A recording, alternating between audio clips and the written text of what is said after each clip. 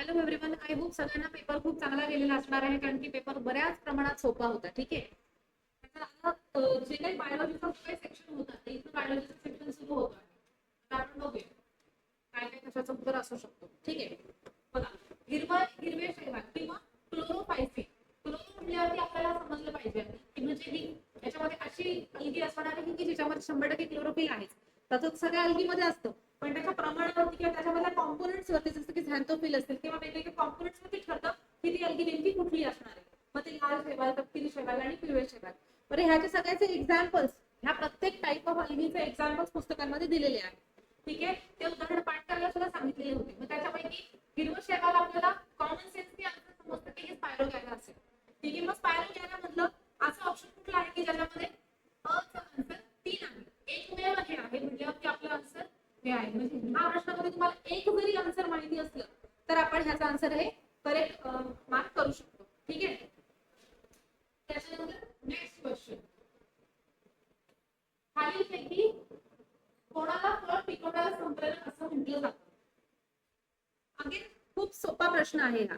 कशाला म्हटलं जातं? हा फारच कॉमन प्रश्न आहे. कुठला असणार आहे की बाकीचे हॉर्मोन्स असणार आहेत? तर हे प्लांट मध्ये स्वतः तयार होणारे हॉर्मोन्स आहेत. ठीक आहे. त्याच्यापैकी जे आपण म्हणतो की पिकवणारे, तर ते कुठला असेल? मग तुमचा इथिलीन असणार आहे. ठीक आहे. इथिलीनला म्हणलं जातं. ठीक आहे.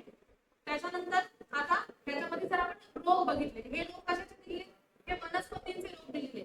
ठीक आहे. नावच आहे गव्हाचे, भुईमुगाचे, हळदीचे, हे वनस्पतींना होणारे रोग आहेत. आणि रोगकारक म्हणजे तो रोग कोणत्या ऑर्गॅनिझममुळे त्याला झालेला आहे त्याचे एक्झाम्पल तिथे विचारलेले. ठीक आहे. गव्हाची सुटी काजळी हा कशामुळे होत असतो? युस्टिलॅगो किंवा उस्टिलॅगो हा याच्यामुळे होणार आहे. ऑप्शन दिसतोय का आपल्याला? अगेन मगाशी सारखंच एकच पर्याय आहे बघा, की जो 3 नंबरचा पर्याय आहे, की जो अचा आन्सर 3 ला देऊ शकतो. म्हटल्यावरती लॉजिकली अगेन मग ब चा आन्सर काय असलं पाहिजे? हे असलं पाहिजे, जे की आहेच ऍक्च्युली. त्यानंतर क 2 असलं पाहिजे, म्हणजे हे सर्कोस्पोरिडियम. ठीक आहे. अशा पद्धतीने तुम्ही एकाचा जरी आन्सर आला तर तुम्ही सॉल्व्ह करू शकत होते. नॉर्मल एक रीडिंग फार महत्त्वाचं होतं म्हणजे शेवटचं. तर हा क्वेश्चन याच्यामध्ये बघा, सोलार पीव्ही तंत्रज्ञानामध्ये सूर्यापासून उत्सर्जित ऊर्जेचे सरळ विद्युत ऊर्जेमध्ये रूपांतर होते. बरोबर, हे बरोबर आहे. सोलार औष्णिक तंत्रज्ञानामध्ये औष्णिक म्हणल्यावरती बरोबर आहे. सोलार ऊर्जेचं थर्मल ऊर्जेमध्ये किंवा हीट एनर्जीमध्ये कन्व्हर्जन होणार. बरोबर. जैविक पदार्थांमध्ये फक्त नायट्रोजन असतो का बरं? जैविक पदार्थांमध्ये फक्त नायट्रोजन नसतोच. मी आधीच सांगितलं ते फॉर्म्युला CHNO हे कॉम्पोनंट आहे जैविक पदार्थांचं. ठीक आहे ना. ह्याच्या थ्रू तुम्ही पाहू शकता कार्बोहायड्रेट, फॅट्स आणि प्रोटीन या तिन्ही गोष्टींपासून कुठलाही जो ऑर्गॅनिक पदार्थ असतो ना तो बनलेला असतो. किंवा कुठलीही समजा सुरुवातीला सुद्धा जी इव्होल्युशनरी थेरीज आहेत त्याच्यामध्ये पण दिलेले की कुठलीही सेल ऑर्गॅनिक मॅटर तयार होण्यासाठी हे 4 कॉम्पोनंट खूप महत्त्वाचे असतात. कारण की बाकी सगळे कॉम्पोनंट्स ह्या चौघांच्या मदतीनेच काय झालेले असतात? बनलेले असतात.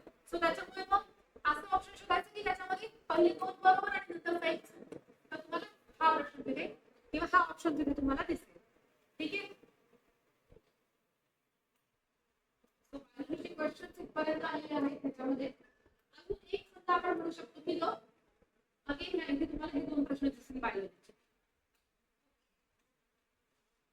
आता सस्तन प्राण्यांची, सस्तन म्हणजे कोण? मॅमल्स. मॅमल्सचे काय काय त्यांनी कॅरेक्टरिस्टिक दिलेले त्याच्यावर आपल्याला ऑप्शन शोधायचे. बरोबर आहे का चुकीचे? मॅमल्सच्या अंगावरती केस असतात. बरोबर आहे. एनसीईआरटी मध्ये पॅराग्राफची पहिलीच लाईन आहे की mammals are characterised by the presence of the hairs, की त्यांच्या अंगावरती केस असतात. हे मॅमल्सचं फार मोठं एक्झाम्पल आहे, कॅरेक्टरिस्टिक आहे. असे केस तुम्हाला दुसऱ्या कुठल्याही ऑर्गॅनिझमच्या अंगावरती मिळणार नाही. तुम्ही म्हणाल मग पक्ष्यांच्या अंगावरती तर असतात. पक्ष्यांच्या अंगावरती केस नसतात, फिदर्स असतात. आलं लक्षात? फिदर्स आणि हेअर्स मध्ये खूप फरक आहे. सो ज्यांच्या अंगावरती केस असतात ते फक्त आणि फक्त मॅमल्सच असतात. ठीक आहे. त्यांच्या हृदयाला 3 कप्पे असतात. बरोबर आहे का? मॅमल्सच्या हृदयाला 3 कप्पे असतात. तुम्हा स्वतःला बघा किती हृदयांचा कप्पा आहे, किती कप्प्यांचं हृदय आहे आपलं? तर आपलं 4 कप्प्यांचं हृदय आहे. म्हटल्यावरती कुठल्याच मॅमलमध्ये 3 कप्प्यांचं हृदय नाही मिळणार आपल्याला. आलं लक्षात? सो हा ऑप्शन चुकीचा येणार. मादीमध्ये स्तनग्रंथी असतात. हो बरोबर आहे ना. जन्मला आपल्याला दूध मिळण्यासाठी मॅमरी ग्लँड्स आपल्याला मिळतात. ठीक आहे. त्याही फिमेल मध्ये असतात. कारण की जन्म बाळाला कोण देतो? फिमेलच देत असते. त्यानंतर काही सस्तन प्राणी अंडी घालतात. हो, काही काही जे आपण म्हणतो प्रोटोथेरिया, मेटाथेरिया हे जे ग्रुप्स आहेत ना मॅमल मधले, तर ते तुम्हाला काही अंडी घालणारे सुद्धा मॅमल्स इथे मिळतील. प्युअरली ते काही ओव्हिपॅरस विव्हिपॅरस नसतात, काही काही त्याच्यामध्ये तुम्हाला ओव्हिपॅरस सुद्धा बघायला मिळतात. मग म्हणून हा ऑप्शन सुद्धा करेक्ट आहे. अ क ड असा असणारा ऑप्शन तुमचा हा. सो ह्याचा आन्सर अगेन 4 नंबरचा असेल. ठीक आहे. Next question.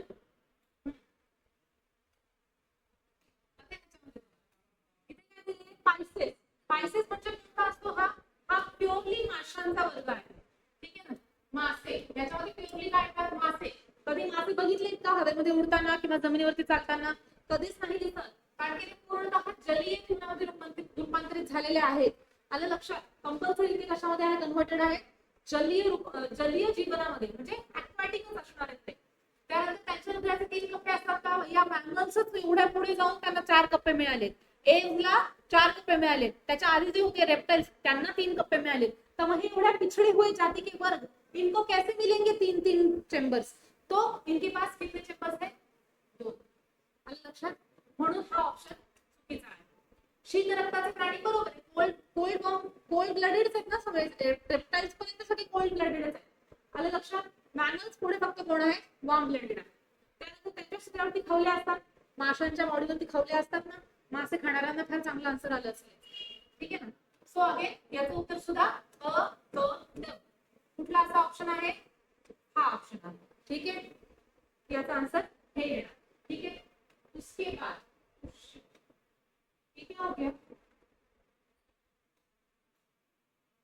त्याच्यानंतर हायड्राच्या निमॅटोब्लास्ट मध्ये सापडणाऱ्या विषाचं नाव. ऑलरेडी जेव्हा आपण शिकतो ना फायलम, त्याचे एक्झाम्पल्स पाठ करून ठेवायचे. मगाशी पण फायलम्स किंवा ग्रुप्स वरचा प्रश्न आलेला होता.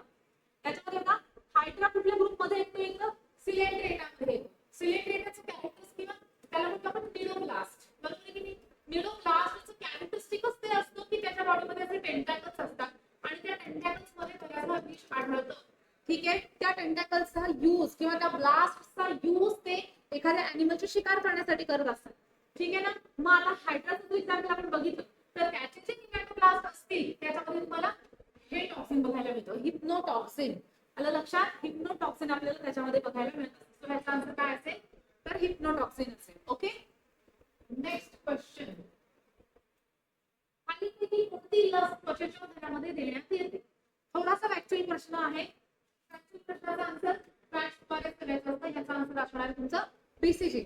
काही एक्सप्लेनेशन नाही ह्याच्याकडे. ठीक आहे. बायोमेडिकल कचरा रंगीत कोरडी पिशवी वापरून वेगळा केला जातो आणि सुरक्षितपणे त्याची विल्हेवाट लावली जाते. कोणती रंगीत कोरडी पिशवी वापरली जाते? तर ती असते आपली पिवळी पिशवी. ठीक आहे. कुठली पिशवी असते ती? तर ती पिवळ्या रंगाची पिशवी असते. ओके. नेक्स्ट क्वेश्चन इज आहारातील प्रथिनांची कमतरता कोणत्या आजाराला कारणीभूत असते? वातरोग हा वेगळा आहे. ठीक आहे. मधुमेह हा शुगरचा आहे किंवा पॅनक्रियासमुळे होतो हा रोग. त्याच्यानंतर पार्किन्सन्स हा तुमचा न्यूरल डिसऑर्डर आहे.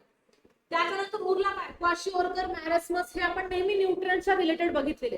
तुम्ही कधी पण न्यूट्रिएंटची स्टडी करताना कधी कधी ह्याच्या आन्सर्स तुम्हाला जर आले नाही ना, टॉपिक आठवायचे डायरेक्टली की कुठल्या टॉपिक मध्ये मी हे वाचलेलं होतं. थोडंफार लॉजिक लावलं की आपण आन्सर त्याचं देऊ शकतो. ठीक आहे. सो असे इतक्या सोप्या प्रकारचे बायोलॉजीचे प्रश्न सुद्धा गेलेले आहेत.